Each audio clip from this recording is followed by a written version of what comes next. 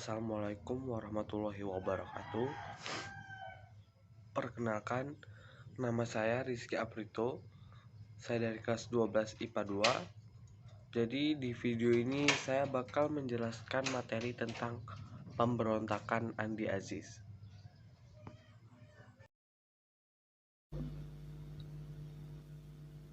Oke, jadi pemberontakan Andi Aziz itu dipimpin oleh Andi Aziz, yaitu seorang mantan perwira Koninklijke Nederlands Indische Leger atau KNIL, berlangsung mulai 5 sampai 15 April 1950. Pemberontakan ini terjadi di Makassar, Sulawesi Selatan, yang dilatar belakangi oleh tidak setujunya Andi Aziz terhadap rencana penyetuhan atau penggabungan negara Indonesia Timur atau NIT ke dalam bagian Negara Republik Indonesia atau NKRI.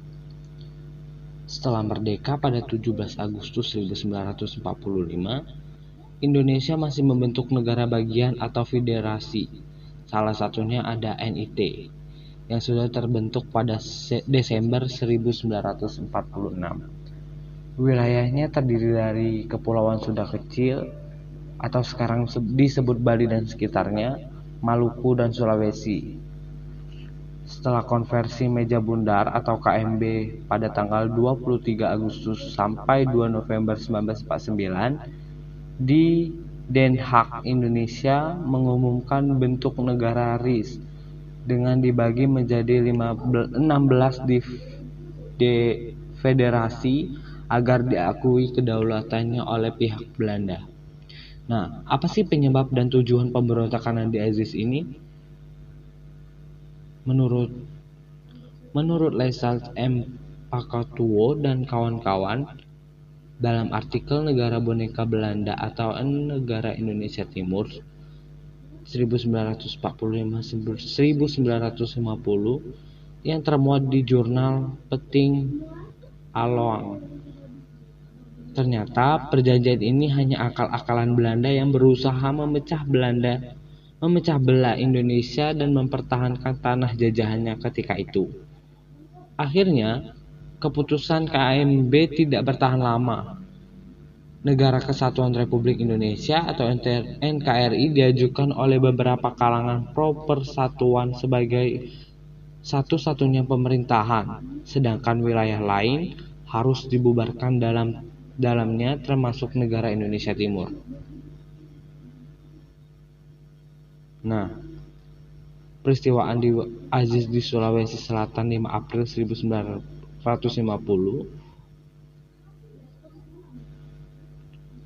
Akhirnya Maret 1950, RIS meresmikan negara bagian Sumatera Selatan dan Kalimantan Timur termasuk dalam NKRI, sedangkan negara Indonesia Timur baru mendapatkan kabar penyatuan pada tanggal 14 April 1940.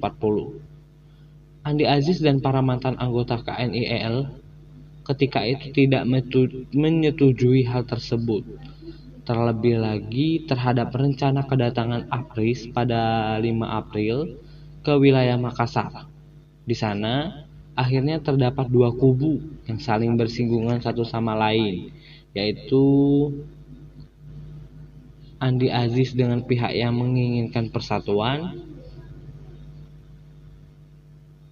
Ada pula tujuan yang membawa Andi Aziz hingga berani menentang kebijakan pemerintahan pusat. Ia ternyata ingin menduduki posisi puncak pemerintahan negara federasi di bidang militer bersama Soumokil sebagai tokoh politik dan Sukowati selaku presidennya.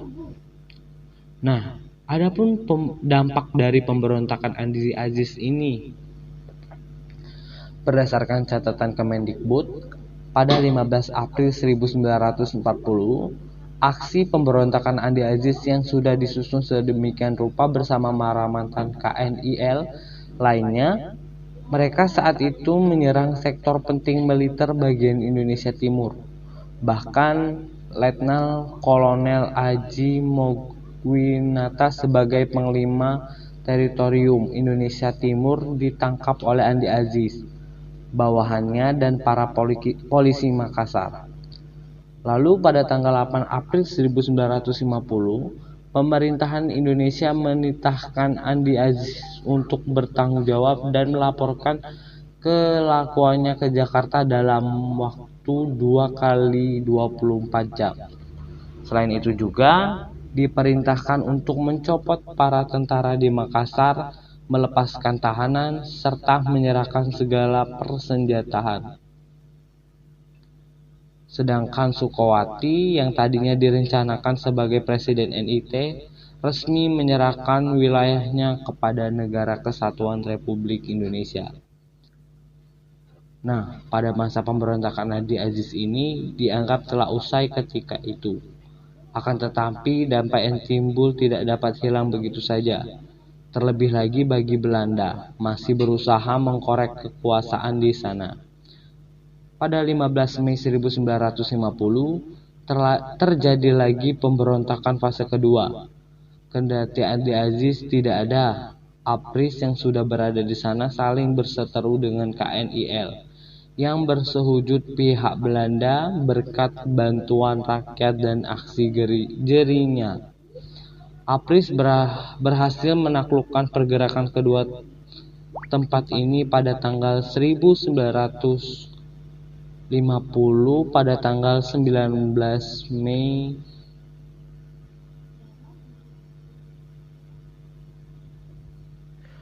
Baiklah, itu tadi penjelasan materi tentang Andi Aziz.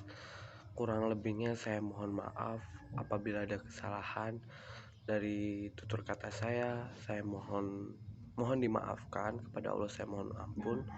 Saya akhiri, wassalamualaikum warahmatullahi wabarakatuh.